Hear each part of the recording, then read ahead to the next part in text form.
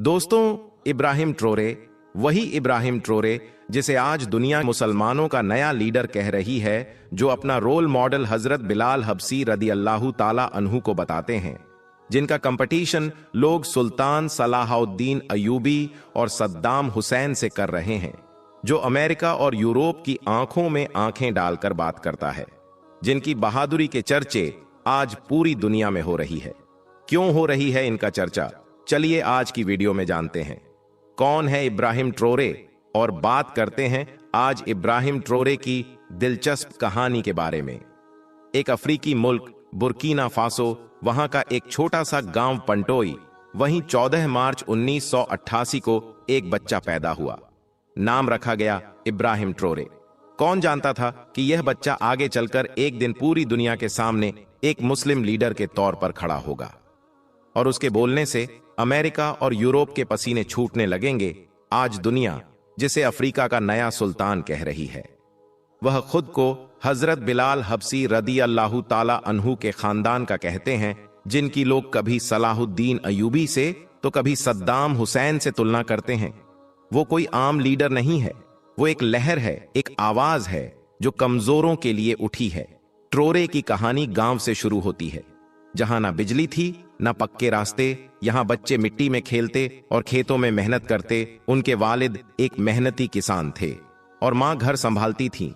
घर में जो सबसे कीमती चीज थी वह थी ईमानदारी और सब्र की तालीम। यही तालीम इब्राहिम की बुनियाद बनी। गांव के एक छोटे से स्कूल से पढ़ाई शुरू की, फिर बुर्किना फासो की राजधानी वागाडगू में दाखिला लिया और फिर यूनिवर्सिटी ऑफ वागाडगू में तालीम पूरी की। यहीं पर उन्होंने फौज में जाने का फैसला किया। यह फैसला उनका तख्त बदलने वाला नहीं, दुनिया बदलने वाला साबित हुआ। ट्रेनिंग के लिए मोरक्को की मिलिट्री एकेडमी गए। वहां उन्होंने सिर्फ बंदूक चलाना नहीं सीखा, बल्कि अपने मुल्क से मोहब्बत करना सीखा।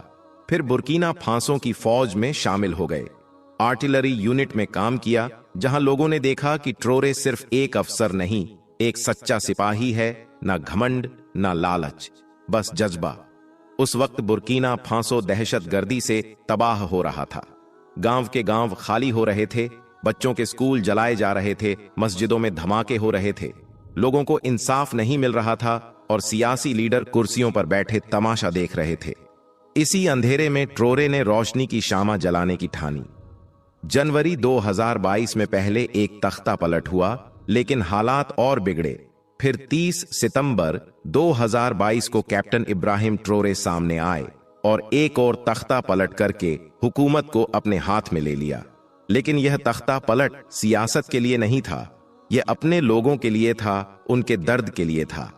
अपने पहले बयान में उन्होंने जो अल्फाज कहे वह आज भी लोगों के दिलों में जिंदा है। उन्होंने कहा, मैंने तुम्हारे लिए जंग की है और अब तुम्हारे लिए जान भी देने को तैयार हूं। बस यहीं से एक लीडर का जन्म हुआ। लेकिन ट्रोरे सिर्फ अपने मुल्क की नहीं, पूरी दुनिया की बात करते हैं। उन्होंने रूस का दौरा किया, पुतिन से मुलाकात की और कहा, हम अब और गुलामी नहीं करेंगे, ना फ्रांस की ना अमेरिका की। उन्होंने वह बातें कहीं जो शायद कोई अफ्रीकी लीडर कहने की हिम्मत नहीं करता। उनकी एक स्पीच ने पूरी दुनिया को हिला दिया। उन्होंने CNN, BBC और फ्रांस 24 जैसी बड़ी मीडिया को खुलेआम ललकारा। कहा, मैं तुम्हारे झूठ को रिकॉर्ड कर रहा हूं और इस बार तुम माइक बंद नहीं कर सकते। उन्होंने कहा, मैंने बचपन से तुम्हारी बनाई झूठी तस्वीरों में अफ्रीका को देखा, भूखा नंगा बीमार, लेकिन अब मैं बड़ा हो गया हूं, मुझे सच्चाई समझ आ रही है। अफ्रीका वही नहीं है जो तुमने दिखाया। अफ्रीका जिंदा है, मजबूत है, और अब तुम्हारे झूठ से डरने वाला नहीं। उनकी यह बातें सिर्फ अफ्रीका नहीं, पूरी दुनिया के उन लोगों के दिलों में उतर गई जो जुल्म के खिलाफ आवाज उठाना चाहते हैं। ट्रोरे एक सच्चे मुसलमान हैं। उनकी हर बात में इस्लाम की झलक मिलती है। जब वह इंसाफ, बराबरी और खुद मुख्तारी की बात करते हैं तो लगता है जैसे कि किसी मस्जिद के मेंबर में कोई खुतबा दिया जा रहा हो। दहशतगर्दी के खिलाफ उनकी जंग सिर्फ एक हुकूमत की नहीं, एक दीनी जिम्मेदारी है। ट्रोरे को लोग थॉमस संकारा जैसे पुराने रिवॉल्यूशनरी लीडर से मिलाते हैं। उनकी सादा जिंदगी, सख्त रवैया और मजबूत इरादे लोगों को जोश से भर देते हैं। कई बार तख्ता पलट की कोशिश हुई, लेकिन ट्रोरे डरे नहीं, बल्कि और मजबूती से खड़े हुए खबर है कि रूस ने उनकी हिफाजत के लिए स्पेशल कमांडो भी भेजे हैं, क्योंकि अब उनकी जान को खतरा है। वह सिर्फ एक लीडर नहीं, अब एक मिसाल बन चुके हैं। लेकिन चुनौती कम नहीं है। दहशतगर्दी, सियासी तनाव और मगरबी ताकतों का दबाव, इन सब के बीच ट्रोरे को अपने मुल्क को बचाना है। मगर उन्होंने हार नहीं मानी, और यही बात उन्हें एक सच्चा लीडर बनाती है। 10 मई 2025 को जब ट्रोरे ने फिमास्को का दौरा किया तो पुतिन ने उन्हें गले लगाकर कहा, तुम सिर्फ अपने मुल्क के लीडर नहीं, एक नई दुनिया के लीडर हो। यह वो इज्जत है जो सिर्फ बहादुरों को मिलती है। ट्रोरे की कहानी अभी खत्म नहीं हुई, यह तो बस शुरुआत है। एक गांव का सीधा साधा लड़का अब अफ्रीका के नक्शे को बदल रहा है। वह लड़ रहा है इंसाफ के लिए, मुसलमानों की इज्जत के लिए, अपने मुल्क की खुद मुख्तारी के लिए। अब सवाल यह है कि क्या इब्राहिम ट्रेवरे वाकई उस इनकलाब की शुरुआत है जिसकी अफ्रीका को सदियों से तलाश थी? क्या वह अपना मुल्क दहशतगर्दी और गरीबी से आजाद करा पाएंगे? यह जवाब वक्त देगा। लेकिन एक बात साफ है, आज अफ्रीका में और पूरी मुस्लिम दुनिया में एक नया नाम गूंज रहा है, इब्राहिम ट्रोरे। आप उन्हें किस तरह का लीडर मानते हैं? नीचे कमेंट में जरूर बताएं। वीडियो पसंद आया हो तो शेयर करें, ताकि यह कहानी उन तक पहुंचे जिन्हें आज भी अफ्रीका सिर्फ भूख और जंग का नाम लगता है। दोस्तों, इब्राहिम ट्रोरे, यह नाम तो आपने सुना ही होगा, और नहीं सुना तो हम आपको बता दें कि यह अफ्रीका के देश बुर्किना फासो के राष्ट्रपति हैं। इन्होंने राष्ट्रपति बनते ही अमेरिका, इजराइल जैसे देशों की नींद उड़ाकर रख दी। इनका कहना है कि मैं फिलिस्तीन को दिलो जान से सपोर्ट करता हूं, इसके लिए मैं कुछ भी कर गुजरने के लिए तैयार हूं, क्योंकि मैं हजरत बिलाल रदी अल्लाहु ताला अन्हु की तरह हर दर्द को बर्दाश्त कर सकता हूं। और यह हजरत बिलाल को ही अपना आइडियल मानते हैं। आज हम आपको बताने वाले हैं इब्राहिम ट्रोरे ने गाजा के मुसलमानों को लेकर हाल ही में क्या बड़ा ऐलान किया है, गाजा के मुसलमानों को लेकर क्या बड़ा तोहफा दिया है, जिसके बारे में जानकर अमेरिका, इजराइल सदमे में आ गया है। और यही नहीं, इब्राहिम ट्रोरे के इस ऐलान को सुनकर यकीनन आप सबका भी दिल खुश हो जाएगा। इसलिए आज का यह वीडियो आप सभी के लिए बहुत खास है। आप इसको आखिर तक जरूर देखें। और सबसे पहले, अगर आप भी इब्राहिम ट्रोरे को सपोर्ट करते हो तो आप इस वीडियो को दिल से एक लाइक जरूर कर दें, और मेहरबानी करके इसे शेयर भी कर दें, ताकि और भी लोगों के पास में यह वीडियो पहुंच जाए। दोस्तों, जब ईद की सुबह दुनिया के तमाम मुसलमान अपनी अपनी कुर्बानियां अल्लाह के हुजूर पेश कर रहे थे, उस वक्त गाजा के बेबस और लाचार मुसलमान बच्चों के हाथ आसमान की तरफ बुलंद थे। कोई दुआ कर रहा था कि ए अल्लाह, हमारे लिए खाने का इंतजाम कर दे, तो कोई मासूम इल्तजा कर रहा था कि या अल्लाह, हमें जालिम के जुल्म से निजात दे। याद रखें, ईद का दिन वैसे तो हर मुसलमान के लिए बहुत खुशी का दिन होता है, मगर यह ईद गाजा के मुसलमानों के लिए कोई भी खुशी लेकर नहीं आई थी, क्योंकि इनके घर तबाह हो चुके थे। मस्जिदें वीरान थीं, माओं के चेहरे आंसुओं से तर थीं, हर तरफ खौफ और मौत का सन्नाटा था। ऐसे वक्त में दुनिया से एक आवाज उठी, जो शायद अल्लाह ताला ने इन मासूम बच्चों की दुआओं के जवाब में भेजी थी। यह आवाज थी इब्राहिम ट्रोरे की, जो अफ्रीका के एक छोटे से देश बुर्किना फासो के सदर हैं, यानी कि राष्ट्रपति हैं। इब्राहिम ट्रोरे सिर्फ अपने देश के राष्ट्रपति ही नहीं हैं, बल्कि आज गाजा के मजलूम बच्चों की आखिरी उम्मीद भी बन चुके हैं।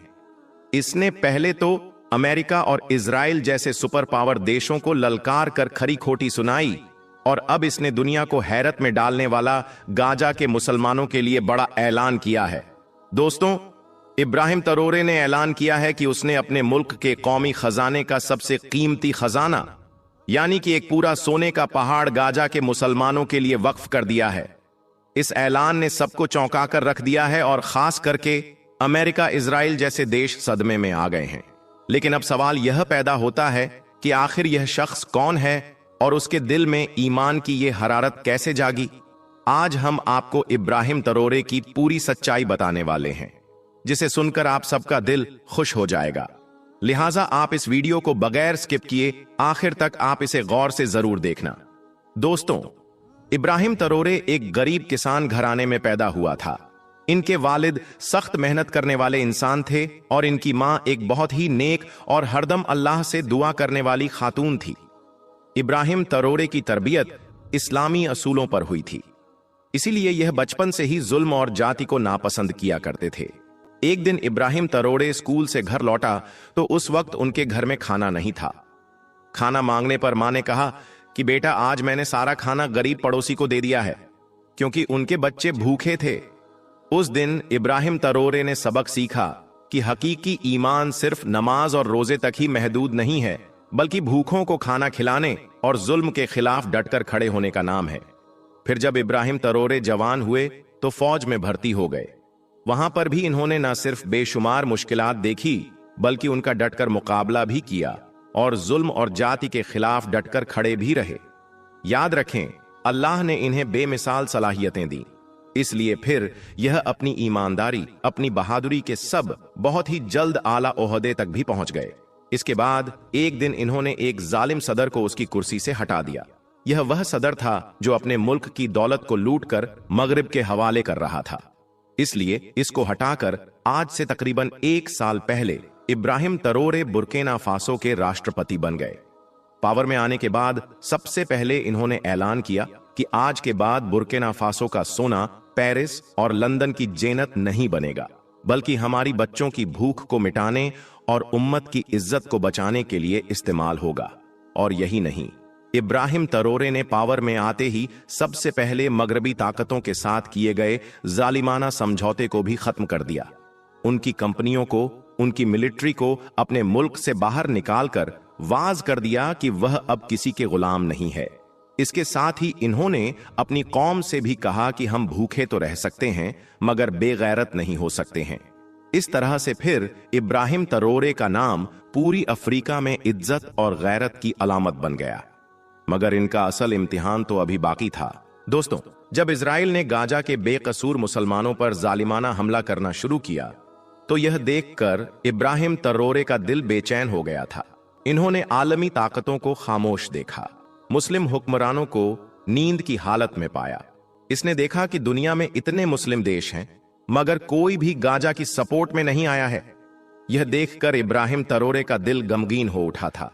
फिर एक रात इब्राहिम तरोरे ने तहज्जुद के वक्त अल्लाह के हुजूर सजदे में गिरकर दुआ की कि या अल्लाह, अगर पूरी दुनिया जालिम के सामने खामोश है तो तू मुझे हिम्मत दे कि मैं तेरे मजलूम बंदों के लिए कुछ कर सकूं।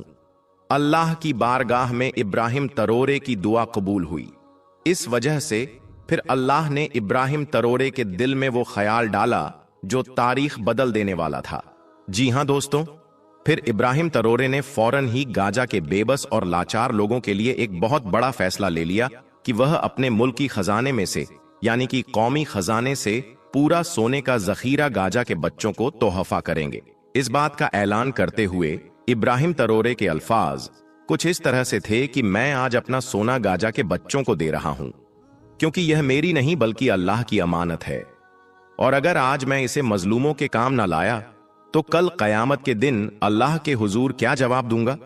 दोस्तों, इब्राहिम तरोरे का यह ऐलान करना था कि पूरी दुनिया में टहलका मच गया। इनका यह फैसला पूरी दुनिया में गूंज उठा। इजराइल ने इसका सदी विरोध भी किया, और यही नहीं, अमेरिका, यूरोप ने तो इब्राहिम तरोरे को धमकियां भी दी। मगर इब्राहिम तरोरे कहां मानने वाला था, उसका ईमान तो चट्टान की तरह मजबूत था। इसके जवाब में इब्राहिम तरोरे ने कहा, यह सोना मेरे बच्चों के लिए नहीं बल्कि उम्मत के बच्चों के लिए है, और जो कोई इसे रोकेगा वो अल्लाह के अजाब से नहीं बचेगा। दोस्तों, अब इब्राहिम तरोरे ने मिस्र के रास्ते गाजा तक यह कीमती सोना भेजने का फैसला लिया है। इसके लिए तमाम तैयारी और गाड़ियां भी तैयार कर दी गई हैं जो इस सोने को लेकर गाजा तक जाएंगी। इसके साथ ही जैसे इजराइल ने यह ऐलान सुना तो उसके जंगी जहाज भी इन्हें रोकने के लिए तैयार हो गए हैं, क्योंकि इजरायली सरदार नेतन्याहू का कहना है कि हम किसी भी मुल्क की तरह से भेजी जाने वाली इमदाद को गाजा में किसी भी सूरत में नहीं पहुंचने देंगे। अब देखना यह है कि जब पहला इमियादी काफिला गाजा की सरजमी में दाखिल होगा तो इसके बदले में इजराइल क्या करेगा। क्या इजराइल इस बार भी बुर्किना फासो की तरफ से भेजी गई इमदाद को अपने कब्जे में ले लेगा या फिर वहां तक पहुंच जाएगा।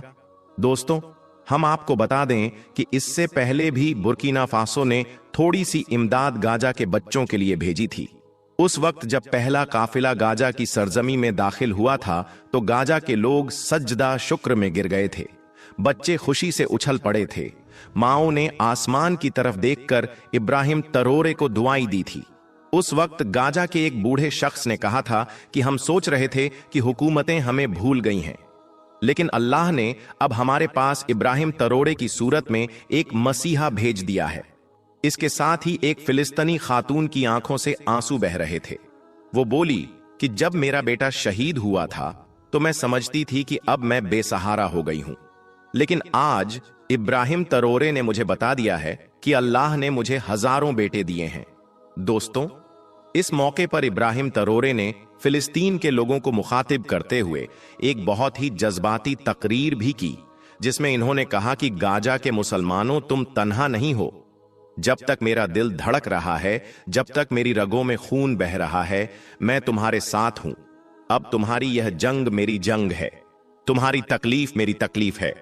इस तकरीर को सुनकर आज दुनिया के बड़े बड़े ताकतवर देश हिल गए, मगर साथ ही इब्राहिम तरोरे की इस तकरीर ने दुनिया के तमाम मुसलमानों को मुत्तहिद भी कर दिया, यानी कि एक भी कर दिया। अब हर मुसलमान के दिल में यह सवाल उठने लगा है कि अगर एक अफ्रीकी मुसलमान इतनी ज्यादा कुर्बानियां दे सकता है तो फिर हम क्यों नहीं, फिर हम खामोश क्यों हैं? दोस्तों, इब्राहिम तरोरे का यह कदम हर मुस्लिम हुकूमत के लिए गैरत की एक नई लहर बन चुका है।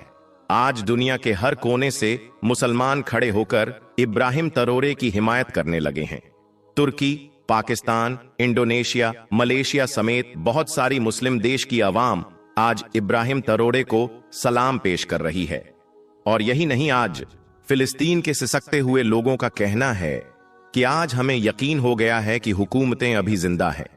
आखिर में इब्राहिम तरोरे ने पैगाम दिया कि गाजा मेरा दिल है और फिलिस्तीन मेरी रूह है। फिलिस्तीन को मैंने अपना सोना नहीं दिया, बल्कि अपना दिल और अपना ईमान दिया है। अब वक्त आ गया है पूरी उम्मते मुस्लिम भी उठे और अपने बेबस भाइयों के जख्मों पर मरहम रखे, वरना याद रखो, जुल्म की खामोशी में तुम्हारी भी बर्बादी तय है। अल्लाह से दुआ है कि अल्लाह पाक गाजा के मुसलमानों की गैब से मदद फरमाए और इब्राहिम तरोरे को सेहत और कामरानी अता फरमाए। आमीन, अल्लाहुम्मा आमीन। एक बार आप भी कमेंट बॉक्स में आमीन जरूर लिख दें। प्यारे दोस्तों, पुलिस जब एक बेकसूर नमाजी के साथ में मारपीट करने लगी और जब उसे गिरफ्तार करने लगी तो अल्लाह की कुदरत ने एक बंदर भेजकर ऐसा करिश्मा दिखाया कि उसको देखकर सारे पुलिस वाले भी हक्के बक्के रह गए और सजदे में गिर पड़े। आज की इस वीडियो में हम आपको इसी वाकये की पूरी तफसील बताने वाले हैं, जिसको सुनकर यकीनन आप लोग भी हैरान और परेशान हो जाओगे और आप भी यह मानने पर मजबूर हो जाओगे कि मेरे अल्लाह की कुदरत बहुत बड़ी है और अल्लाह अपने हर एक नेक बंदे की दुआ को जरूर सुनता है, उनके दुख मुसीबत में मदद भी करता है। इसलिए आज की यह वीडियो आप सभी के लिए बहुत खास है, इसलिए वीडियो को पूरा जरूर देखिएगा। और अगर आपको अल्लाह की कुदरत पर मुकम्मल भरोसा है तो कमेंट बॉक्स में अल्लाहू अकबर लिखकर इसको शेयर कर दें, ताकि और भी लोगों के पास यह वीडियो पहुंच सके। तो चलिए शुरू करते हैं आज की वीडियो। दोस्तों, आज जो वाकया हम आपको यहां पर बताने वाले हैं, यह वाकया पंजाब का बताया जाता है। पंजाब में एक छोटा सा गांव है सरगोधा। उस गांव में एक मुसलमान लड़का रहता था, जिसकी उम्र तकरीबन 30 साल के करीब थी। लड़का बहुत ही नेक और परहेजगार था, 5 वक्त का नमाजी था और हर नमाज को उसके सही वक्त पर ही अदा करता था और कोशिश करता था कि वह हर नमाज मस्जिद में जमात के साथ ही अदा करे। यही वजह थी कि उस लड़के का ज्यादातर वक्त मस्जिद में ही गुजरा करता था। और यही नहीं, जब यह लड़का नमाज से फारिग हो जाता था तो उसके बाद यह कुछ वक्त के लिए मस्जिद के एक कोने में बैठ जाता और कुरान पाक की तिलावत भी करता था। और वह ऐसा हर नमाज के बाद में किया करता, यानी कि हर नमाज के बाद वह थोड़ी देर कुरान पाक जरूर पढ़ता था। उसकी इस आदत के बारे में सभी नमाजियों को अच्छी तरह से मालूम था। उस नौजवान का इस्लाम से इतना ज्यादा लगाव देखकर सारे लोग उस पर ना सिर्फ नाज करते बल्कि उसकी बहुत ज्यादा इज्जत भी किया करते थे। यह लड़का हर किसी से हुस्न अखलाक के साथ पेश आया करता था और कोशिश करता था कि उसकी वजह से कभी भी किसी का दिल ना दुखे। और यही नहीं, वह हर दम यह भी कोशिश करता रहता वह किसी जरूरतमंद की मदद भी कर सके। इसी वजह से गांव के सारे लोग उसके अखलाक के दीवाने थे। लेकिन उसकी दूसरी तरफ उस नौजवान का एक छोटा भाई था जो बहुत ही अय्याश किस्म का था। हर वक्त दुनिया के लालच में रहता था और हर वक्त पैसों के पीछे ही भागता रहता। फिर कुछ दिन गुजरे कि एक दिन अचानक इनके वालिद का इंतकाल हो गया। उस सदमे के बाद में बड़ा भाई अंदर ही अंदर से टूट गया। इसीलिए फिर वह ज्यादा वक्त मस्जिद में ही गुजारने लगा था।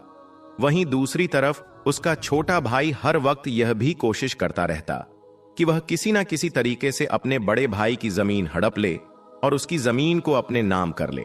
यानी कि वह इस कोशिश में रहने लगा कि वह कैसे भी करके बाप की जमीन में से बड़े भाई का जो हिस्सा था वह अपने नाम करवा ले। इसीलिए फिर छोटे भाई ने अंदर ही अंदर बड़े भाई के खिलाफ साजिशें रचना शुरू कर दी, मगर वह किसी भी तरह से अपने इस मकसद में कामयाब नहीं हो सका। दोस्तों, उसके बाद जब छोटे भाई की तमाम कोशिशें बेकार हो गईं, तो फिर एक दिन छोटे भाई ने सोचा कि क्यों ना वह उसके लिए अपने बड़े भाई की सबसे पसंदीदा चीज यानी कि मस्जिद का इस्तेमाल करें। इसीलिए फिर वह सोचने लगा कि वह अपने बड़े भाई को मस्जिद के ही किसी काम में फंसवा दें, कि वह किसी ना किसी तरह से अपने बड़े भाई को मस्जिद की चोरी में फंसा दे, जिससे वह मस्जिद में जाने से रुक जाए। और उसको यह भी मालूम था कि उसका बड़ा भाई 5 वक्त का नमाजी है और मस्जिद से बहुत ज्यादा लगाव भी रखता है, इसीलिए वह मस्जिद के बगैर नहीं रह सकता। इसी वजह से छोटे भाई ने सोचा कि अगर वह अपने बड़े भाई को मस्जिद में जाने से रोक देता है तो फिर वो उसके बदले में जमीन का मुतालबा कर सकता है और यकीनन बड़ा भाई नमाज और मस्जिद को अहमियत देते हुए उसको वह अपनी जमीन दे देगा। फिर छोटे भाई ने एक मंसूबा तैयार किया। जमीन हासिल करने के लालच में छोटे भाई को अंधा कर दिया था। इसीलिए उस बदबख्त ने रात के अंधेरे में मस्जिद का कुछ कीमती सामान चुरा लिया, यानी उसने चोरी कर डाली। उसने मस्जिद का कुछ कीमती सामान उठाया और अपने घर ले आया और चोरी किए हुए सामान को उसने अपने घर में एक खुफिया जगह पर छुपा दिया और फिर पुलिस वालों के पास में जाकर अपने भाई पर इल्जाम लगा दिया और कहने लगा कि हमारी मस्जिद में जो चोरी हो गई है और मस्जिद का सामान चुराने वाला और कोई नहीं बल्कि इसका ही बड़ा भाई है। उधर दूसरी तरफ बेचारे बड़े भाई को इसके बारे में कुछ नहीं मालूम था। वह वैसे ही मस्जिद में जा रहा था और सच्चे दिल से अल्लाह की इबादत कर रहा था और वैसे ही अल्लाह के सामने गिड़गिड़ाकर दुआएं भी मांगता था। वह अपनी हर दुआ में कहता कि ऐ अल्लाह, मुझे हर मुश्किल से निजात दे। अगर मैं कभी किसी बड़ी मुसीबत में फंस जाऊं तो मेरी गैब से मदद फरमाना। बड़ा भाई हर नमाज के बाद यह दुआ जरूर किया करता था। दोस्तों, जैसा कि हमने आपको पहले ही बताया है कि चोरी के बाद में छोटे भाई ने उसका इल्जाम बड़े भाई पर लगा दिया था। इसीलिए अगले रोज बड़ा भाई नमाज के लिए मस्जिद की तरफ जा रहा था तो पुलिस वाले उसको ढूंढते ढूंढते उसके पास आ पहुंचे और मस्जिद के दरवाजे पर पहुंचकर पुलिस के लोगों ने उस नौजवान से कहा कि तुम्हें गिरफ्तार किया जाता है। तो यह सुनकर बेचारा बड़ा भाई बहुत घबरा गया और पुलिस वालों से पूछने लगा कि मैंने क्या किया है, मेरी क्या गलती है, मेरा कसूर क्या है, मैंने क्या जुर्म किया है, आप मुझे क्यों गिरफ्तार कर रहे हैं? बराए मेहरबानी आप मुझे मस्जिद के अंदर जाने दें, मुझे नमाज के लिए देर हो रही है। इस पर पुलिस वालों ने उसे बताया कि तुम पर मस्जिद का कीमती सामान चोरी का इल्जाम है, इसलिए हम तुम्हें गिरफ्तार करते हैं। यह सुनकर बेचारा वह बड़ा भाई हक्का बक्का रह गया और सोचने लगा कि यह कैसे मुमकिन है और उस पर यह इल्जाम किसने लगाया होगा, लेकिन उसे कुछ भी समझ में नहीं आ रहा था। इसलिए वह वहीं जमीन पर बैठ गया और अल्लाह से मदद की गुहार लगाने लगा और अल्लाह से दुआ करने लगा। वह कहने लगा, या अल्लाह, मेरी इस मुसीबत की घड़ी में मेरी मदद फरमा। या अल्लाह, तू जानता है कि मैं चोर नहीं हूं, मैं कभी किसी की चोरी नहीं कर सकता और ना ही मैंने मस्जिद से यह कीमती सामान चुराया है। या अल्लाह, तू अपनी कुदरत से कोई ऐसा करिश्मा दिखा कि सब लोग यह मानने पर मजबूर हो जाएं कि मैं बेकसूर हूं।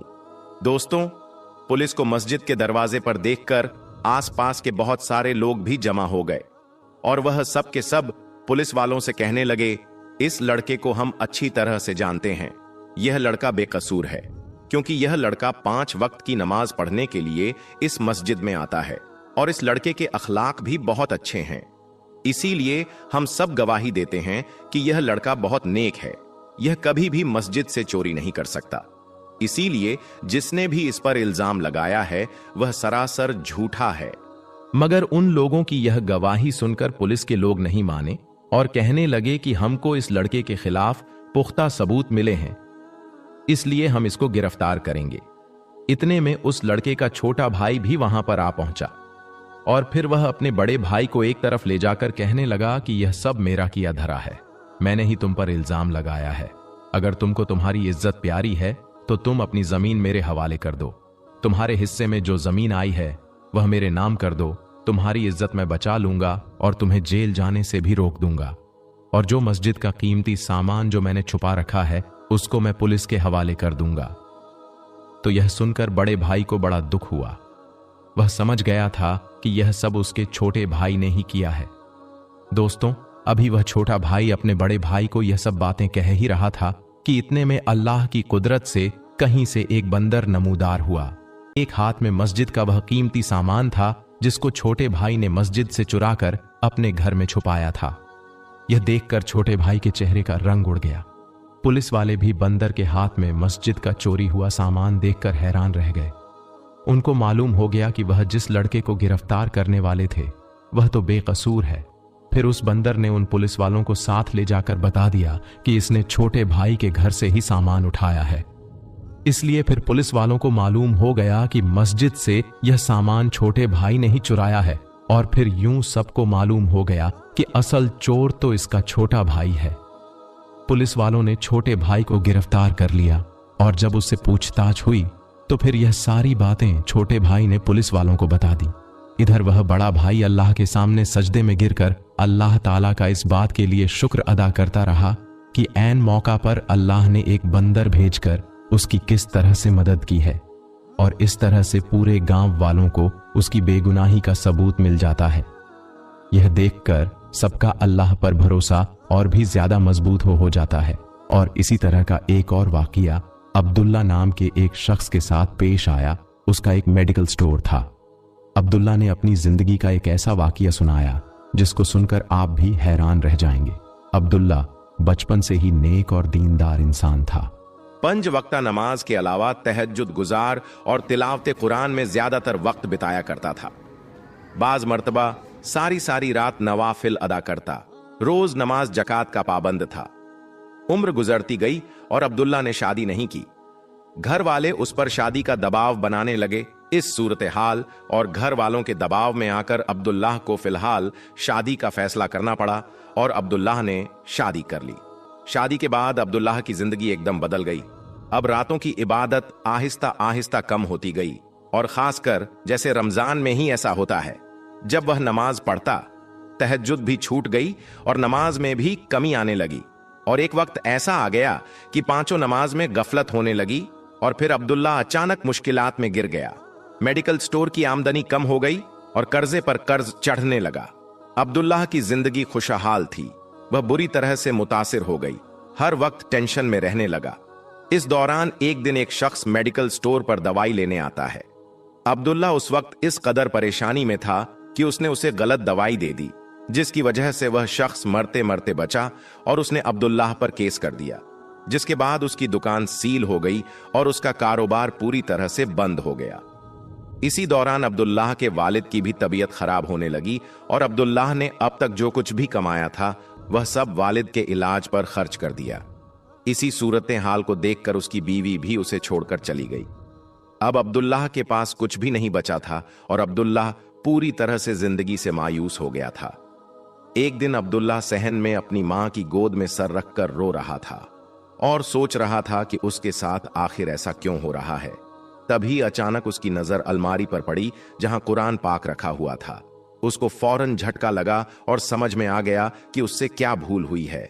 वह फौरन उठा, वजू किया, नमाज अदा की, सजदे में गिरा, माफी मांगता रहा, रोता रहा, या अल्लाह, मुझसे बड़ी गलती हो गई कि मैंने सारी उम्र तेरी मोहब्बत में गुजारी, तेरी इबादत में गुजारी और दुनियादारी में ऐसा खो गया कि तुझे ही भूल गया।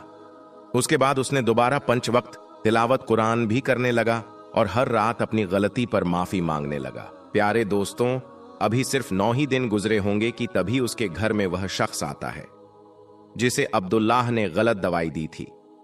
वह शख्स कहने लगा, तुमने मुझे जो दवाई दी थी उससे मेरी तबीयत तो जरूर बिगड़ी थी, मगर मेरी जो बीमारी थी वह करिश्मा की तौर पर उसी दवाई से दूर हो गई और तुम पर किया हुआ केस अब मैं वापस ले रहा हूं।